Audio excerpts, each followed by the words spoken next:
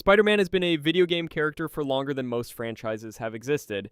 His first game was on the Atari 2600 in 1982, and it took the industry 41 years to figure out how to make swinging through New York feel the way it is supposed to feel. Here is every major Spider-Man game explained. Spider-Man, Atari 2600, 1982. The franchise's first game is a vertical climbing simulator that bears almost no resemblance to anything Spider-Man would become in interactive media, and its importance is entirely historical rather than mechanical. The player controls a small red and blue figure who climbs the side of a building by shooting web lines upward, ascending floor by floor while avoiding enemies who appear from windows and throw objects across the screen. The building has no interior. There is no swinging. There is no combat beyond avoidance. The game ends when Spider-Man reaches the top of the building and defuses a bomb that the Green Goblin has placed there, a narrative so thin that calling it a story requires generosity the game does not earn. The Atari 2600's hardware limitations reduce Spider-Man to a collection of red and blue pixels whose resemblance to the character depends entirely on the player's willingness to believe the box art. The web lines are single pixel white lines. The enemies are abstract shapes. The building is a series of horizontal platforms separated by vertical gaps. Everything about the game is a compromise between what Spider-Man is supposed to be and what the Atari 2600 can render, and the gap between those two things is the gap the entire franchise would spend 4 decades closing. The 1982 game matters because it established the principle that Spider-Man is a video game character, that the act of climbing and traversing a vertical environment is inherently compatible with interactive gameplay, and that the character's appeal translates across media even when the media cannot support the character's appeal. Spider-Man vs. the Kingpin, 1991. The Sega Genesis gave Spider-Man his first great game, and the game gave Spider-Man his first great problem. A bomb is planted somewhere in New York. Spider-Man has 24 hours to find it. The clock runs in real time. Every fight, every traversal sequence, every moment Spider-Man spends navigating the game's side-scrolling levels burns time from the countdown, and the pressure of that clock transforms a conventional action game into something that feels genuinely urgent. The Kingpin has framed Spider-Man for the bomb, turning the police against him, which means Spider-Man is fighting both the villains who planted the device and the law enforcement officers who believe he is the one who planted it. The game's villain roster is drawn from Spider-Man's most recognizable enemies: Electro, Sandman, the Lizard, Hobgoblin, Goblin, Venom. Each one is a boss encounter whose difficulty is calibrated to the time remaining on the clock, creating a dynamic where players who fight efficiently are rewarded with surplus time, and players who waste resources on early bosses arrive at later encounters with a countdown that turns every mistake into a potential game over. The Sega CD version expanded the game significantly, adding animated cutscenes and enhanced audio, and the game's commercial success demonstrated that Spider-Man's Rogues' Gallery was deep enough to sustain an entire game's worth of boss encounters without repeating a single villain. If you are enjoying this so far, hit the subscribe button and leave a comment with the Spider-Man game that means the most to you. Let us get back into it. Maximum Carnage, 1994. It came in a red cartridge, and the red cartridge was the most effective piece of video game marketing the 1990s ever produced. Spider-Man and Venom Maximum Carnage is a side-scrolling beat-em-up developed by Software Creations and published by LJN for the Super Nintendo and Sega Genesis, and its physical cartridge, molded in translucent red plastic rather than the standard gray or black, made the game impossible to miss on a retail shelf and impossible to forget once you owned it. The game adapts the 14-issue Maximum Carnage comic crossover, a storyline where Cletus Cassidy escapes Ravencroft Institute and assembles a team of psychotic supervillains including Shriek, Doppelganger, Demogoblin, and Carrion for a rampage across New York City that requires Spider-Man and Venom to form an uneasy alliance to stop. The gameplay is straightforward beat-em-up mechanics, walking right and punching everything that moves, with the player choosing between Spider-Man and Venom at the start of each level. Spider-Man is faster and more agile. Venom hits harder and absorbs more damage. The distinction between the two characters is the game's primary replay incentive. encouraging players to complete the game with both characters to experience the mechanical differences. Maximum Carnage is not a great game by modern standards. The enemy variety is limited, the hit detection is inconsistent, the difficulty spikes are brutal. But the red cartridge, the iconic cover art, and the franchise credibility of the Maximum Carnage storyline made the game a cultural artifact that every Spider-Man fan who grew up in the 1990s remembers holding in their hands. Spider-Man, Neversoft, 2000. This is the game that proved Spider-Man could work in 3 dimensions, and it did it by cheating. The Neversoft Spider-Man for PlayStation, Nintendo 64, and Dreamcast is a third-person action game that places the player above the New York City skyline and lets them swing between buildings, fight villains on rooftops, and experience the verticality of Spider-Man's movement in a fully 3-dimensional environment for the first time. The cheat is the ground. There is no street level. The game's New York exists only from the rooftops up, a city whose streets are permanently obscured by a mysterious fog that kills Spider-Man instantly if he descends below a certain altitude. The fog is a hardware limitation disguised as a narrative device. The PlayStation cannot render a full city at street level, so the developers filled the streets with green gas that the game attributes to a villainous plot, and the player accepts because the alternative is acknowledging that the console cannot draw the ground. The game's villain roster is the franchise's most ambitious to that point. Venom, Carnage, Dr. Octopus, Rhino, Scorpion, Mysterio, and a climactic encounter with a symbiote-infused Doc Ock, Monster Ock, in a chase sequence through underground tunnels that remains one of the most genuinely terrifying moments any Spider-Man game has produced. The voice cast includes Rino Romano as Spider-Man and the legendary Stan Lee as the narrator, whose introductions and commentary give the game a warmth that connects it to the comics tradition of breaking the fourth wall. Spider-Man 2, Treyarch, 2004. This is the game that changed everything. Not just for Spider-Man games, for open-world game design itself. Spider-Man 2 for the PlayStation 2 is the first game in any franchise to implement physics-based web swinging that attaches to actual buildings rather than an invisible ceiling, and the difference between this system and every web swinging system that preceded it is the difference between flying and falling with style. In every Spider-Man game before this one, pressing the swing button produced a web line that attached to nothing. The web shot upward into empty sky, and the player swung forward on a pendulum anchored to a point that did not exist. Spider-Man 2's web lines attach to the nearest building surface, which means the arc of every swing is determined by the height, distance, and position of the building the web connects to.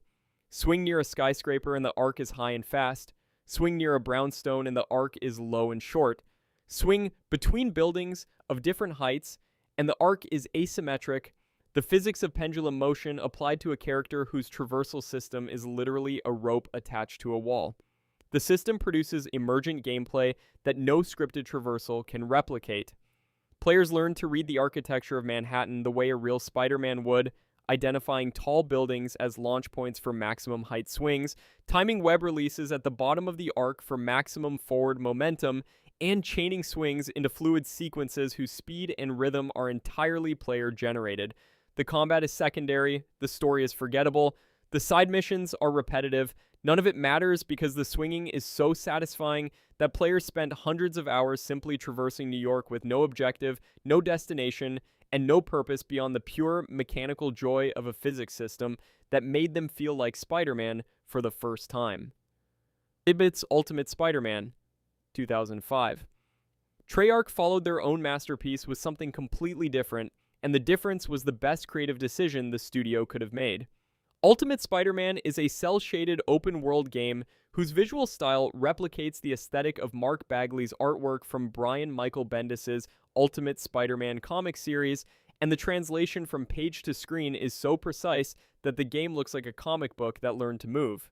The cel shading renders every character, building, and environmental detail with the flat colors and bold outlines of printed illustration, and the cutscenes transition between gameplay and comic panel-style cinematics that split the screen into panels, add speech bubbles, and recreate the reading experience of the source material within a playable framework. The game's most significant innovation is playable Venom. For the first time in franchise history, the player can control the symbiote, and Venom's gameplay is mechanically distinct from Spider-Man's in every dimension. Where Spider-Man swings, Venom leaps. Where Spider-Man uses webs for combat, Venom uses tendrils. Where Spider-Man's health regenerates passively, Venom must feed, consuming enemies and civilians to sustain the symbiote's biological needs, a mechanic so dark that the game received criticism for allowing the player to eat pedestrians as a gameplay requirement. Spider-Man Web of Shadows, 2008. The game nobody expected to be good was good, and then everyone forgot about it. Web of Shadows is an open-world action game whose central mechanic is a morality system built around the symbiote suit, allowing the player to switch between the classic red and blue suit and the black symbiote suit at any time during gameplay with a single button press. The red suit emphasizes aerial combat, web-based attacks, and acrobatic evasion.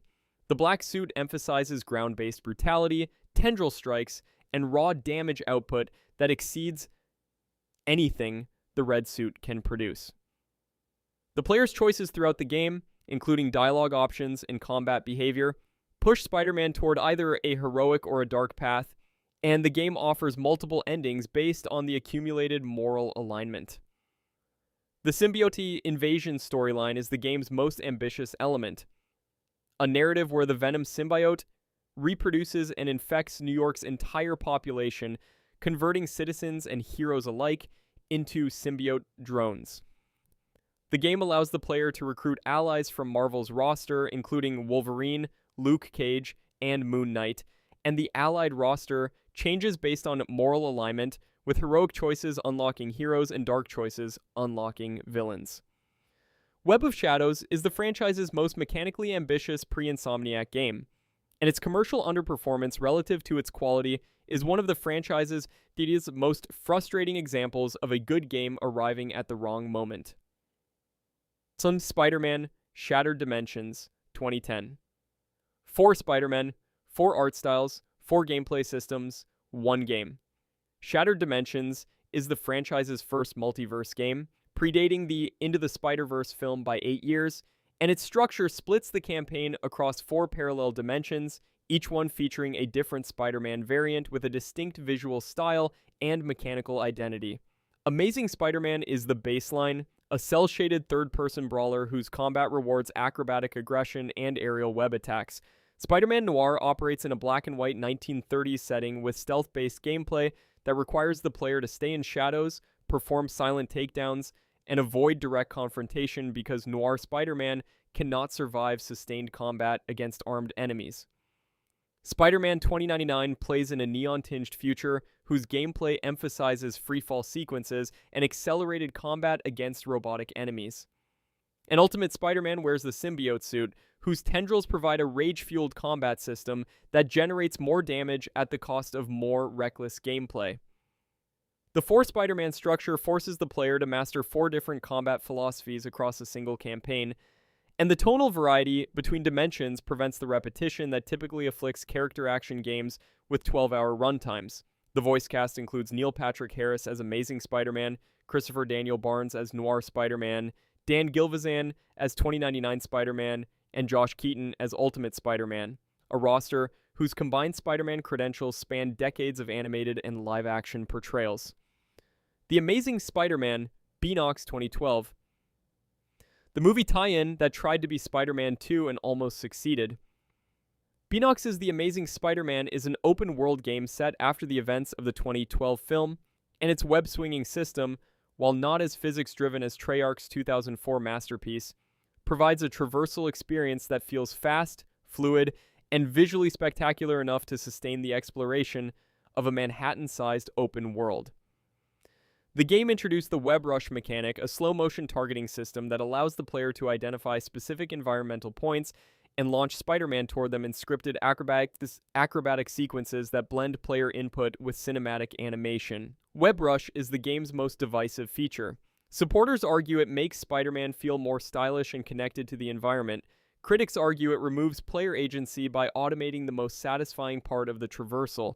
The sequel, The Amazing Spider-Man 2 in 2014, attempted to address the criticism by implementing a more physics-based swinging system that required the player to manage left and right web lines independently, but the execution was inconsistent, and the game's critical reception was significantly lower than its predecessors. The Amazing Spider-Man tie-in games are the franchise's last traditional movie tie-in products. The industry's subsequent abandonment of the tie-in model means that no Spider-Man film released after 2014 has received a dedicated game adaptation, making Beenox's two entries the final representatives of a format that defined superhero gaming for over a decade. Marvel's Spider-Man, Insomniac Games, 2018. It took the industry 36 years and 23 games to get here. Marvel's Spider-Man for PlayStation 4 is not just the best Spider-Man game ever made. It is the game that proved superhero games could compete with the industry's best open-world action titles on every front: narrative, mechanical, visual, and emotional, without relying on the brand to compensate for design shortcomings. The web-swinging synthesizes everything the franchise learned from Spider-Man 2's physics-based system into a traversal model that is simultaneously more accessible and more expressive than Treyarch's 2004 prototype. Web lines attached to buildings, momentum is governed by pendulum physics, the player can chain swings, wall runs, point launches, zip lines, and aerial tricks into fluid sequences whose complexity scales with the player's skill. But Insomniac added a layer of cinematic polish that Spider-Man 2 never had, with contextual animations that make Spider-Man flip, twist, and adjust his body during transitions in ways that feel authored rather than procedural. The combat system draws from the Arkham Batman games' free-flow framework, but adds aerial juggling, web gadget integration, and a suit power system that gives each costume a unique combat ability, creating a fighting system that rewards creativity and punishes repetition. The story, written by John Paquette and Benjamin Arfman, is an original narrative featuring an older Peter Parker who has been Spider-Man for 8 years, and its emotional centerpiece, the relationship between Peter and Dr. Octopus, whose friendship deteriorates across the game into the franchise's most devastating villain origin, surpasses most Spider-Man film narratives in dramatic quality. The advanced suit designed for the game was so immediately iconic that Marvel adopted it into the broader Spider-Man canon within months of the game's release. Marvel's Spider-Man Miles Morales, 2020. The expansion became a statement. Miles Morales launched alongside the PlayStation 5 as a standalone adventure that is shorter, tighter, and more emotionally focused than the original Insomniac game. And its treatment of Miles as a fully realized protagonist rather than a secondary character is the game's most important creative decision. Miles' combat system is mechanically distinct from Peter's. His Venom powers, bioelectric abilities that charge through combat and discharge as area of effect attacks, give his fighting style an aggressive rhythm that Peter's gadget-based approach does not share. His camouflage ability grants temporary invisibility, adding a stealth dimension that Peter's game reserved for specific mission types and Miles' game makes available at all times. The story centers Miles' relationship with his neighborhood, Harlem, and the game's depiction of a community whose cultural identity is as important as its geographic location gives Miles an anchor that Peter's Manhattan-wide patrol never needed because Peter's identity is the city. Miles' identity is the block. The game's shorter runtime, approximately 8 hours compared to the original's 20, works in its favor because the narrative never loses focus, never indulges in side content that dilutes the central emotional arc, and never asks Miles to be Peter. Marvel's Spider-Man 2, 2023. The symbiote arrives, and the franchise proves it can handle the darkness. Marvel's Spider-Man 2 is the culmination of Insomniac's Spider-Man project, a game whose scope encompasses both Peter and Miles as playable characters, a full-size New York that includes Queens and Brooklyn alongside Manhattan, and a narrative whose emotional ambition matches the best Spider-Man stories any medium has ever produced. The symbiote suit is the game's centerpiece. Peter acquires the black suit early in the second act, and the gameplay transformation is immediate. The suit replaces Peter's gadget-based combat with tendril attacks, area of effect slams, and a surge mechanic that amplifies damage output at the cost of control. The suit makes Peter more powerful. It also makes him more aggressive, more reckless, and more willing to cross lines that the pre-symbiote Peter would not have approached. The game's most effective design decision is allowing the player to feel the seduction. The symbiote combat is more satisfying than the standard combat. The tendrils hit harder, the animations are more visceral, the power fantasy is more complete. And the game uses that mechanical superiority to make the player complicit in Peter's corruption, because choosing to remove the suit means choosing to be weaker, and the reluctance the player feels is the same reluctance Peter feels. Kraven the Hunter serves as the game's secondary antagonist, and his depiction, a dying warrior seeking a worthy death from the one opponent who might provide it, is the franchise's most physically imposing version of the character. Venom's arrival in the third act transforms the game's stakes from personal to existential, and the final battle between Peter, Miles, and the symbiote-consumed Harry Osborn is the Insomniac trilogy's emotional climax. The game ends with Peter retiring from active Spider-Man duty and passing the role to Miles, a transition that mirrors the comic's generational handoff and positions Miles as the primary Spider-Man for whatever Insomniac builds next. And that is every major Spider-Man game the franchise has produced across 41 years of interactive media. The trajectory is a straight line from abstraction to immersion. The 1982 Atari game gave you a red pixel climbing a building. The 2023 Insomniac game gave you two Spider-Men fighting a symbiote god across a photorealistic New York City whose buildings cast accurate shadows based on the time of day. The line between those 2 points passes through every technological leap the industry has made, from two-dimensional sprites to three-dimensional polygons to physics-based web swinging to ray-traced reflections in puddles that the internet argued about for months before the game even launched. But the technology was never the variable that determined whether a Spider-Man game was great. The variable was the swing. Every game on this list that succeeded, from Spider-Man 2 to the Insomniac trilogy, succeeded because the act of swinging through New York felt right, felt fast, felt free, felt like the player was not pressing buttons on a controller, but firing webs from their wrists and trusting the physics to carry them to the next building. And every game on this list that failed because the swing was wrong, because the web attached to nothing, because the momentum felt scripted rather than earned, because the player was watching Spider-Man move rather than being Spider-Man moving. 41 years, 23 games, and the lesson has never changed. Get the swing right and everything else is optional. Get the swing wrong and nothing else matters.